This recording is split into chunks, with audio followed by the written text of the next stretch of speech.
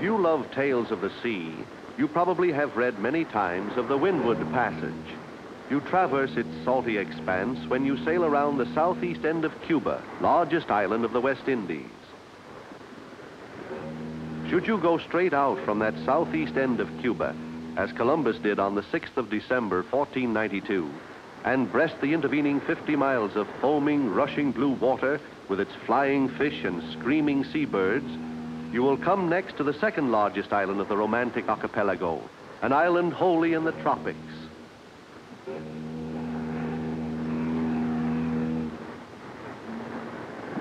It is a cluster of steep mountain tops arising from broad bases on the ocean floor to make a heavily broken patch of terra firma about the size of our own rugged state of Maine.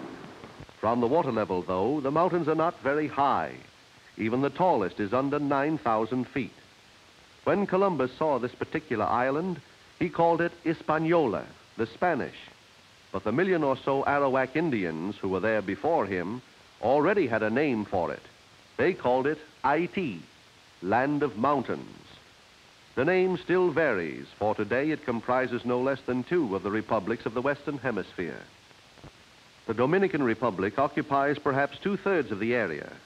What appears here is Port-au-Prince, capital city of the other, the Republic of Haiti, on the western third of the island.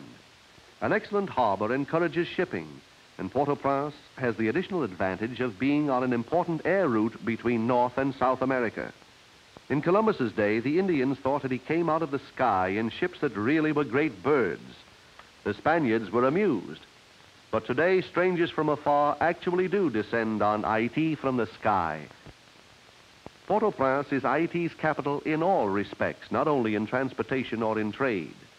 The imposing twin-towered Notre Dame Cathedral there is the spiritual center for most of the citizens.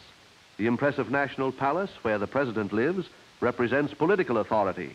And here, the National School of Medicine is a convenient symbol of higher education in a country where the population is approximately 275 persons to the square mile. That is a density greater than is recorded for any other republic in the Americas. The local marketplace at Port-au-Prince shows a much greater density, but it is merely the gathering spot of small tradesmen who deal principally in perishable foodstuffs for metropolitan consumption. One finds here, in rich volubility, that a special variation of French which is called Creole. The people speak French, but over 90% of the population is of African origin. Haiti is one of the few independent Negro nations in the world.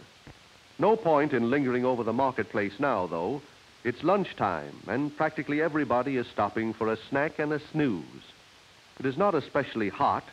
A breeze almost always blows in from the sea to keep the temperature at an average of 75 degrees to 85 degrees, summer and winter. While the teeming marketplace slows down into its noonday quiet, we are given an opportunity to look into some of the other parts of the town. Dwellings are not pretentious.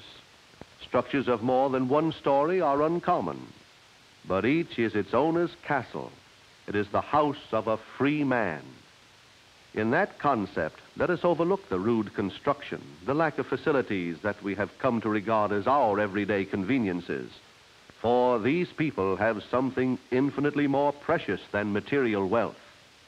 In a world that is battling the last stand of despotism, these citizens of Haiti, like us, are blessed with liberty. Haiti's memories of her upward struggle show most clearly in her popular celebrations. The signs are varied and interesting. They show clearly, with but one exception. Where could an Anglo-Saxon maypole have come from? Your guess is as good as any. But these men with high ceremonial headdresses, how reminiscent they are of processional figures in days of the Spanish conquest. Here are children waiting to join the celebration, purporting to be those Indian aborigines who greeted Columbus.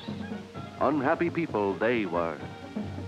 Conquered, enslaved, and worked to their last ounce of energy, those Indians died completely off in 25 years.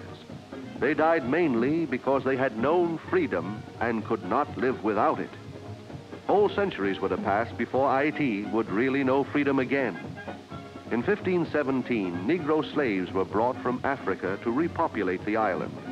The French took over in 1697, constantly adding more slaves to increase the yield of their large plantations, and by such slave labor, making Haiti extremely rich in trade. These grotesque figures are memories of that century of the plantations. Through the tangle of these survivals comes, too, the powerful racial origin in Africa, the chief factor in the mysterious, smoldering, shuddery voodoo of Haiti. Thus, the Haitians obey the eternal human impulse to remember and to drive home to themselves over and over again the outstanding lessons in their turbulent history. Modern things such as automobiles and jazzy saxophones, joining in further to confuse the bewildered tourists. Haiti was the second nation of the New World to establish an independent government. January 1, 1804, when this was done, marked not only a birth of independence, but an emancipation from slavery. The greater part of the Republic is situated on two large peninsulas, and that gives a relatively small country an extraordinarily long coastline. It has no less than 14 seaports. Among these is the city second in importance, Cap-Haitien. Columbus built a fortress here. But tourists come to Cap-Haitien less for Columbus than to visit the nearby village of Milot and the mountain that towers above it. For Cap-Haitien was the seat of government in the tumultuous days of King Henri Christophe, and his palace, which he called Sans-Souci, at the village of Milot, was where he entertained his courtiers. Christophe was one of the black leaders who arose with Toussaint Louverture, freeing their fellow slaves and driving out the French who had ruled them for more than a century.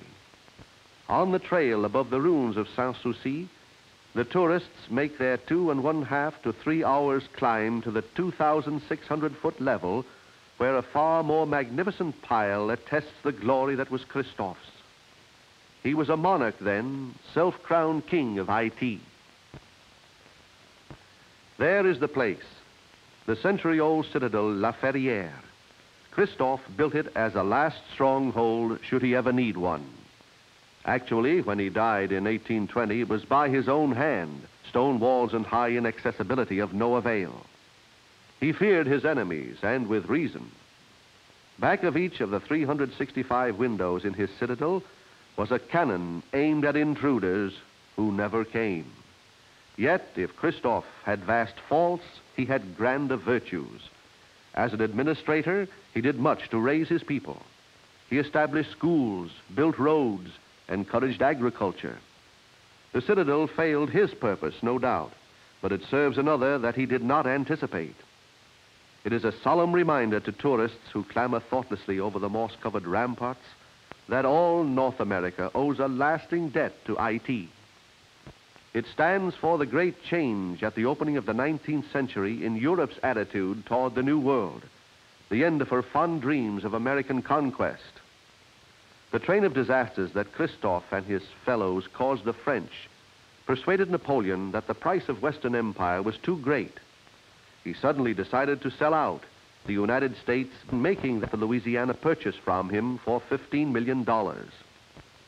So perhaps to those who use more than their eyes in looking at Haiti, there is neither stick nor stone nor living thing in all the Republic which does not somehow symbolize the spirit of our own liberty. Our proud history might be far less than it is if Christophe and his fellows had never lived or had prized their freedom less.